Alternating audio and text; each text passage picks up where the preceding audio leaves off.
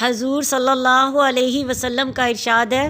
کہ جو شخص اللہ تعالیٰ کا ذکر کرتا ہے اور جو نہیں کرتا، ان دونوں کی مثال زندہ اور مردے کی سی ہے کہ ذکر کرنے والا زندہ ہے اور ذکر نہ کرنے والا مردہ ہے۔ زندگی ہر شخص کو محبوب ہے اور مرنے سے ہر شخص ہی گھبراتا ہے۔ حضور صلی اللہ علیہ وسلم کا ارشاد ہے کہ جو اللہ کا ذکر نہیں کرتا وہ زندہ بھی مردے ہی کے حکم میں ہے، اس کی زندگی بھی بیکار ہے۔ کہتے ہیں کہ وہ زندگی ہی نہیں ہے جو میری ہے، زندہ وہ ہے جس کو دوست کا وصال حاصل ہو۔ بعض علماء نے فرمایا ہے یہ دل کی حالت کا بیان ہے کہ جو شخص اللہ کا ذکر کرتا ہے اس کا دل زندہ رہتا ہے اور جو ذکر نہیں کرتا اس کا دل مر جاتا ہے۔ اور بعض علماء نے فرمایا ہے کہ تشبیہ نفع اور نقصان کے اعتبار سے ہے کہ اللہ کا ذکر کرنے والے شخص کو جو ستائے وہ ایسا ہے جیسا کسی زندہ کو ستائے کہ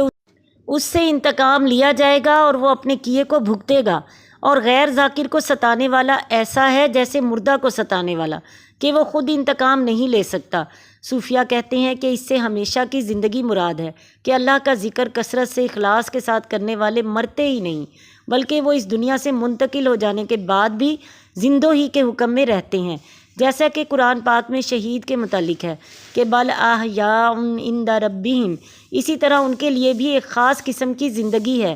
حکیم ترمذی رحمہ اللہ کہتے ہیں کہ اللہ کا ذکر دل کو تر کرتا ہے اور نرمی پیدا کرتا ہے، اور جب دل اللہ کے ذکر سے خالی ہوتا ہے تو نفس کی گرمی اور شہوت کی آگ سے خشک ہو کر سخت ہو جاتا ہے اور سارے اعضاء سخت ہو جاتے ہیں، طاعت سے رک جاتے ہیں۔ اگر ان اعضاء کو کھینچو تو ٹوٹ جائیں گے، جیسے کہ خشک لکڑی کے جھکانے سے نہیں جھکتی، صرف کاٹ کر جلا دینے کے کام کی رہ جاتی ہے۔